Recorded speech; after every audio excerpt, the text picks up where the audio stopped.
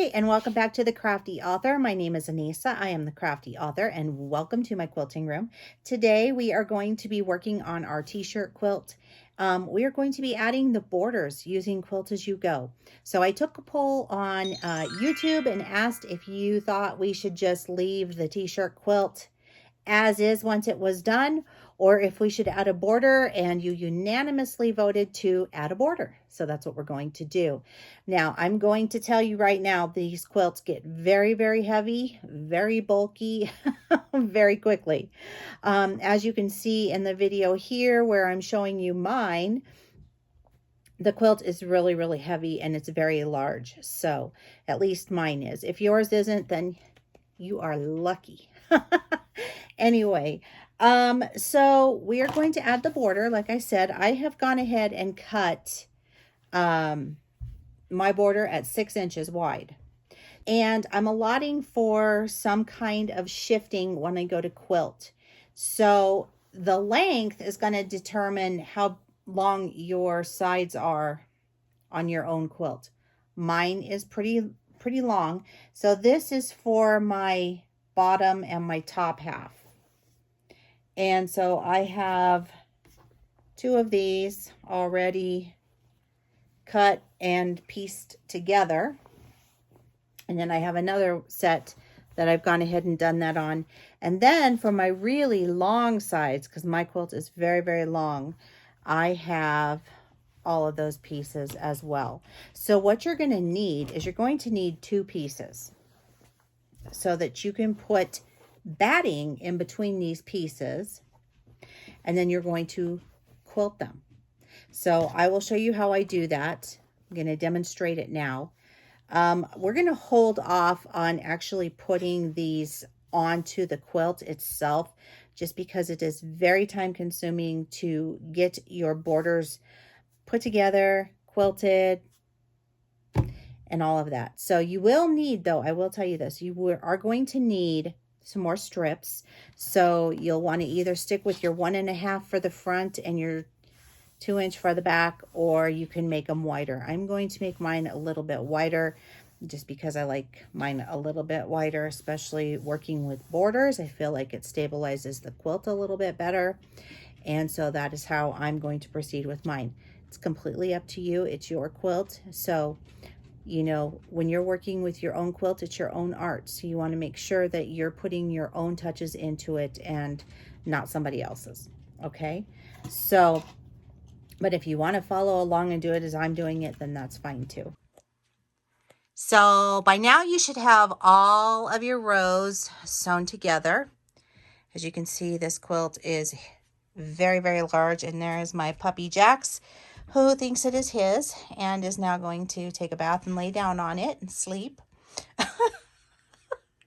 Anyway, he has been really interested in this all day. He's kind of claimed it. So we're going to just have to bear with that. So anyway, we're getting ready to put borders around this quilt.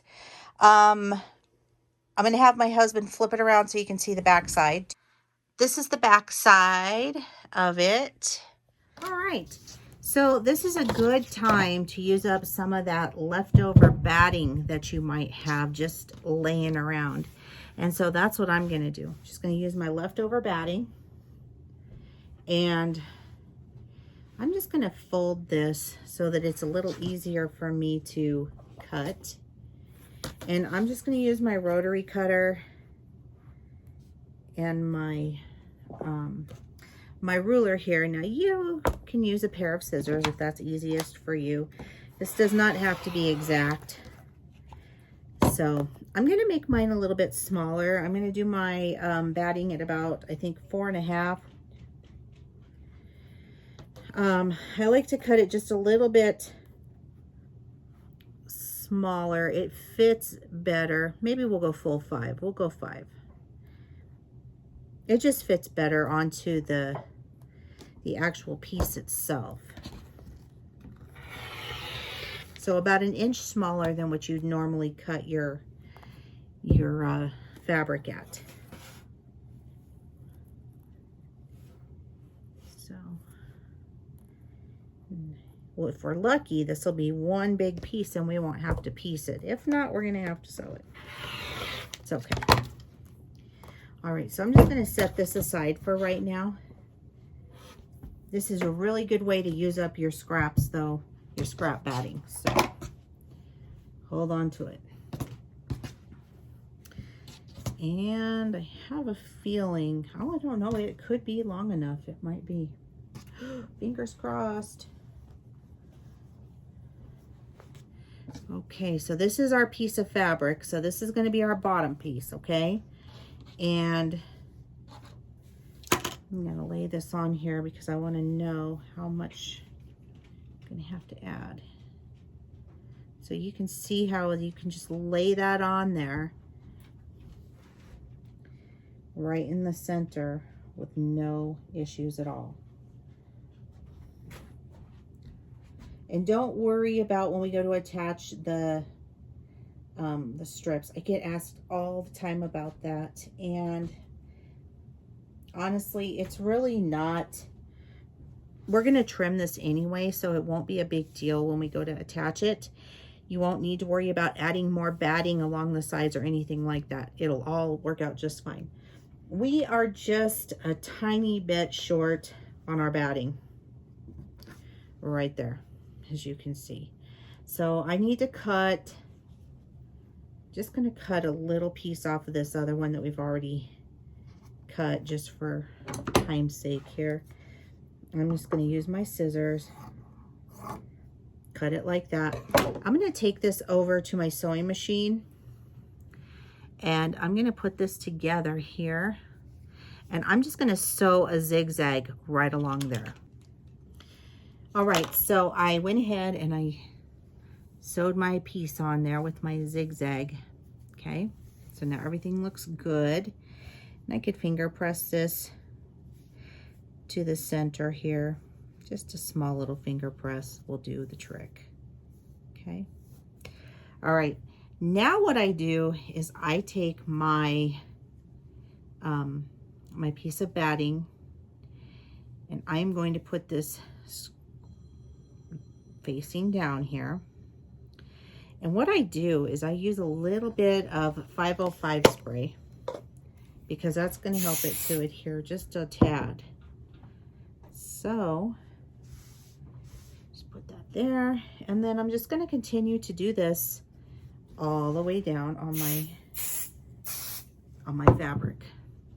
Now you'll want to do this in a well-ventilated area, and I'm working in a pretty large space here, so if you're in a smaller space, make sure you have good ventilation with windows and things of that sort.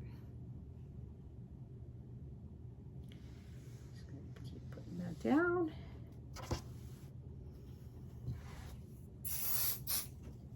You don't need very much of this. You just need a tiny little bit, just enough to get it to stick on there. So, okay, so now we're good that way. I'm going to trim off this excess and just toss that to the side. All right, so now we are ready to add the top. So we're going to take our other piece of fabric and we are going to start laying that on top. So we're just going to make a quilt sandwich here, just as if we were quilting, putting the big quilt together. Okay, just give it a little spray, not a lot. Now keep going down here.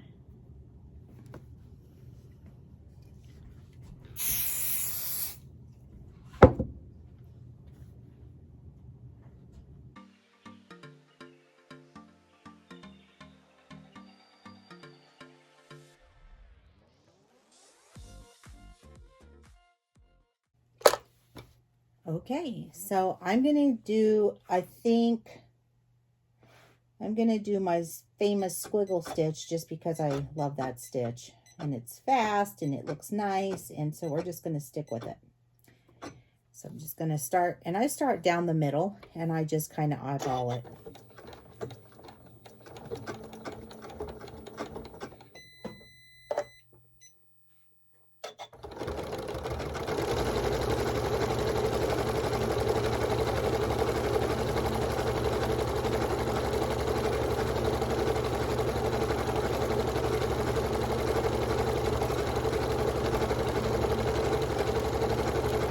this is how you quilt your border.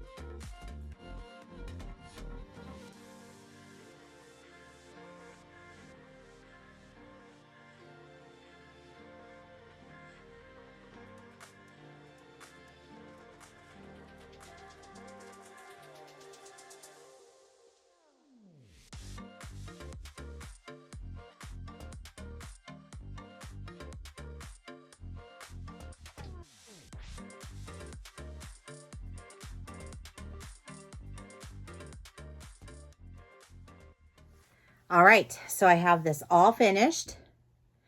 You can see the quilting on there, up close there. I used white thread because I just want it to match, and I don't want it really to be seen at this point, but you can see this is where I pieced it. You can see that I have a little bit of my selvage showing through, but that's okay. I don't mind because it's just going to add character to my quilt. So, and it's my quilt. Or should I say Jax's quilt? Anyway, but yes, so this is what you're going to have. So I have those 3 rows of quilting where I did the squiggly stitch. And like I said, it's awesome because you can't really tell, you know, that if it's straight or if it's not. So, and it looks really cool on the quilts. It really, really does. It gives it some really good texture and dimension. So go ahead and finish all of your quilting for your borders. We are going to be putting these on in the next segment. So if you would like to follow me on social media, the links are down below in the description box. Don't forget to give this video a thumbs up. It helps the YouTube algorithm to see us. Let's try to get this up to 200. Don't forget to click that little bell. You'll get notified each time I upload an awesomely cool new video. I upload on Tuesdays and Fridays, and keep on crafting. I'll see you guys next time. Bye-bye.